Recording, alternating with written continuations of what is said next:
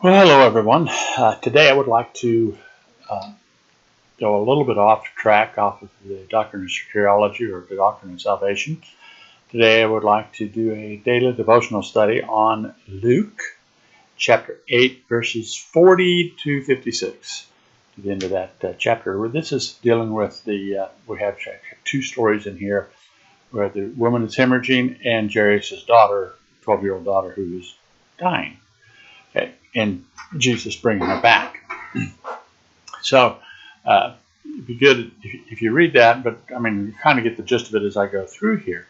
But basically, what the point of this whole thing is that to be completely delivered from sin and desperate circumstances which these people encounter, the only way to do that is found in the person of Jesus Christ. That's the main thrust of the lesson today. But Jesus is the answer to all of our things in life and to all of our problems. He's the one that's able to set us free. So, moving on, we go into, actually, this is said, this section of Luke covers two stories, and they kind of overlap. This is the only story in which two miracles, one miracle is interrupted by the inclusion of another. So we have two different things here, and they both deal with the number 12. The woman had been hemorrhaging for 12 years, and the daughter was 12 years old. So it's kind of interesting because you can kind of get an end-time picture here, or a picture of history of one being Jairus being a Jewish ruler and 12-year-old daughter.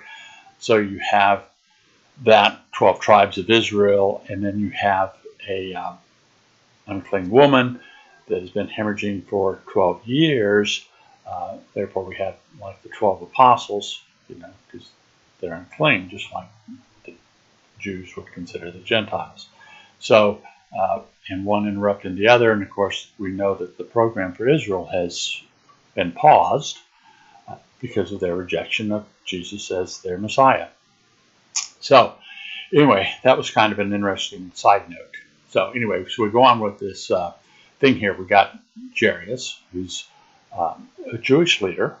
Okay, now he's the one responsible for the cleaning, for setting the schedule, who's doing the singing and the sermon and all those things. He's a very powerful and influential person that would hold that position, and Jairus is that person, and he's obviously very, very respected in the Jewish community and among all the Jewish religious leaders.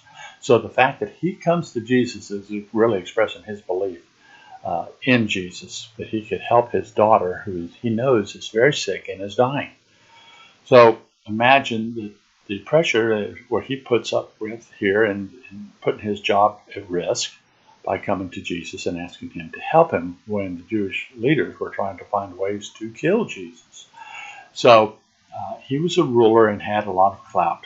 Okay, so but the thing that he realized was that his job wasn't going to solve this problem with his daughter. His religion, his synagogue wasn't going to solve the problem. That's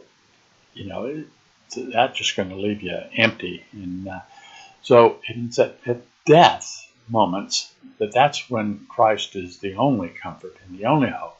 And that's when he went to Jesus.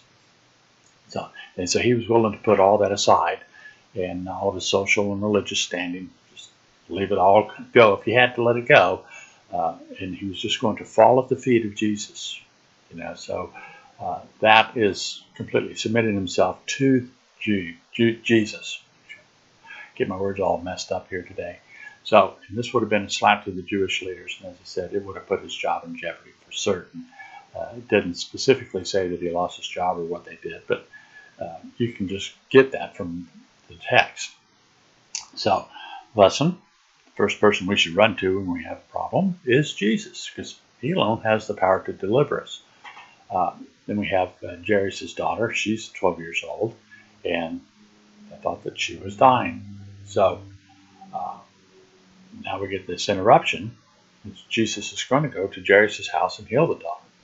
But now, as he's moving through the crowd, remember he had just finished working with a demoniac in Gerasene and crossed over and come back, and there was a great crowd, and they were all pressing against him because they had heard about everything that he had done and were following him. So you can press into him, but there's this one woman that had been hemorrhaging for 12 years. In fact, spent all of her money. And even in the story that is related in the Gospel of Mark for the same miracle, Mark relates that she spent all of her money on doctors and was getting worse. Okay, she wasn't getting any better. She was actually getting worse. Now, Luke, being a doctor, he may not have wanted to put the medical profession out there like that. But anyway, she couldn't be healed. So the point here is that people always tend to find every avenue on their own until things get worse, and then they want to try to, then that's when they want to turn to Jesus. And today people are spending millions and millions of dollars on medicines to kind of help them find peace of mind and get some good health and stuff like this. But that peace of mind is found only in the life of Jesus. I don't necessarily hold to all the 12-step programs. I hold to the one program, Jesus Christ, that He's alone can give you all the health. I don't think that it's necessarily a bad thing for you to talk, but I don't think that healing and deliverance is going to come from another type of program. Just my opinion. And I think that, anyway, that's what I believe. So now this woman is going through the crowd trying to get to Jesus, and she has enough faith that she just, knows that if I could just touch his hem, which is where in Jewish garments the power of the person was manifested. Okay, they depending on the type of embroidery and the bells and the things that hung from it, the tassels, it kind of signified the importance of that person, and that's where their power was shown. So she just knew that if I could just touch his robe, that I could be healed. I mean, that's a great faith. So as he's going through the crowd, she's pressing through, and she comes up behind him, and she actually touches his hem. And Jesus stops and says, "Who touched me?" Well, of course, Peter's going, "You see all these people? There's tons of people around here. There's everybody in the world trying to touch you and, get in touch with you." But he said, this is a different touch. This is a touch of faith. No, I felt power leaving me. So, the power to heal cost Jesus. And we know that because he did that on the cross. He paid that price as well. But and no one ever touches Jesus without his knowing and without receiving a blessing, because she ultimately does receive a blessing from Jesus. So now she's intimidated, right? She's trying to get away, unnoticed, it says.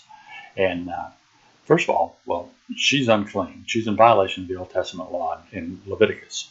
I believe it's in chapter 15 that it talks about the Levitical law of uncleanness. A woman that's bleeding, she wasn't to touch anything or anyone. Okay, in fact, she wasn't supposed to be out in public, and she was classified as unclean. So basically, she's identifying herself as a lawbreaker. I mean, clearly, she's doing everything she's not supposed to do. So, and that her action, typically should have brought a rebuke from the Jewish leadership. I mean, it's a 12-year problem. Can you imagine what torment she had to go through for 12 years like this? I mean, what problems do we have?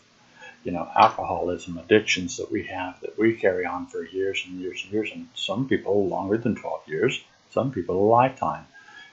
And all they need to do is step out in faith and touch Jesus by faith and to be healed. She was healed immediately. Okay, and so he wants to know who touched, and so knowing that she wasn't going to get away, I mean, she comes forth and confesses, what she has done, and tells people what he has done. I'm completely healed. I mean, there's a lot for that. When Jesus heals us, we shouldn't be ashamed to proclaim him and to tell what he's done for us in a public environment. This was something that she needed to do. He wanted a public acknowledgement for her to step in front of a multitude of people and confess. This is amazing, actually, when you think about it. That you can touch Jesus by just even coming to him in a hidden way. I mean, he knows your thoughts. He knows when you touch him. So even if you're in a public place and stuff, you can still reach out and touch him, even being among a bunch of people that are not necessarily believers. So anyway, so she speaks up and tells the truth about what Jesus had done. Okay? And so he immediately calls her his daughter. I mean, that's a change of relationship. You know, first she's just this woman that's hemorrhaging. Now she's a daughter. She's been brought into that family of God, and I think it's a wonderful picture of salvation. You know, an unclean person is cleansed and given the righteousness of God, and he gives her a blessing and says, "Peace with you, peace be with you." So now she's brought into a right relationship with God, and that's pretty awesome. Now Jairus, I'm sure, was in the mind because he's right next to Jesus. He's going because they're going to his house. He's thinking, "Wow, I've got a daughter, you know, that is dying." In fact, when this happens, somebody comes up and says, "Jairus, don't mess with the teacher. Don't bother him." Notice they didn't call him Lord or Christ or, you know, the Messiah or, you know, who he was, the teacher. They didn't. They thought, okay, he's got the power to heal things, but to raise people from the dead, not so much. She's dead. And Jairus, I'm sure, is just utterly devastated like this. And Jesus reassures him, you know, don't worry, your daughter is going to be well. You know, so he goes to Jairus' house, and he only takes 5 people into the house with him. Maybe it's a small room. Maybe I think it's probably because all the professional mourners and everybody was outside, and they knew that she had died. Their thing was that, you know, they need to get that body prepared and buried that day. You know, so when Jesus walks in, he tells them that, you know, she's not dead; she's only asleep. Well, they started laughing and mocking. Well, Jesus doesn't do great things in front of people that mock his name or laugh at him. So, but that is a picture of what God does for us, Christ does for us. When a person is dead in sin, he gives them life, brings them into a new life. And that is a picture of grace, because that was nothing the dead person could do. It was all a work of God. It was everything that was on him. And he came to her. Okay, so kind of an election thing. I mean, how hard you want to press that. But anyway, so she does arise, okay, because he says, "Child, arise," you know, and that's amazing to me, because all he has to do is say, "Child, arise," and that, you know, the power in the word that Jesus does. It wasn't through any slapping on the head or anything like that. You know, you see a lot of the faith healers and stuff doing today. But so when she rises, he tells the family to get her something to eat. So here I think there are 2 lessons: a physical lesson and a spiritual lesson. The physical lesson is that God isn't going to do for us what we can do for ourselves. Okay, he could have made her raise up with a full belly, but, you know, he wants us to do what we can do for ourselves, and so we have a responsibility to do what we're capable of doing. Okay? And the spiritual lesson, I think, here is that, you know, once you're brought to life, you should have a desire for food. You should be hungry, and you should be fed. And the family, which is the church, the family of God, is the one responsible, because that's who Jesus told to feed her. So this is another purpose of the church, is to feed the flock, is to feed us. So then Jesus, as opposed to what he told the demoniac, the person that was possessed by the demon, he tells this family and girl not to say anything to anybody. And I think primarily it's for 2 reasons. One, because the others were mocking and laughing, and he wasn't going to show them great things, like I said before. The other thing, I think, is his humility. He didn't want to be known as the faith healer. Okay, I think there's only actually 3 times in his 3-year ministry that he did 3 resurrections of bringing people back to life, and I think each one of them brought a different viewpoint into it, but that's not what we're at today. But his purpose was also another reason why he wanted to keep quiet. He wasn't here to heal everybody and make everyone well and to raise them up and everything. He was here to do a work on the cross, and he knew it. He was here to take that sin upon himself, which is kind of a spiritual healing for those that would come in faith and, exercise that faith. So anyway, that's an interesting thing I took out of Luke chapter 8, and hope it means something to you. Hope it enriched you and helped you see how wonderful Jesus really is, and that's the one who we should turn to first before our problems get worse. All right? Hey, listen, y'all have a great day, and see you tomorrow.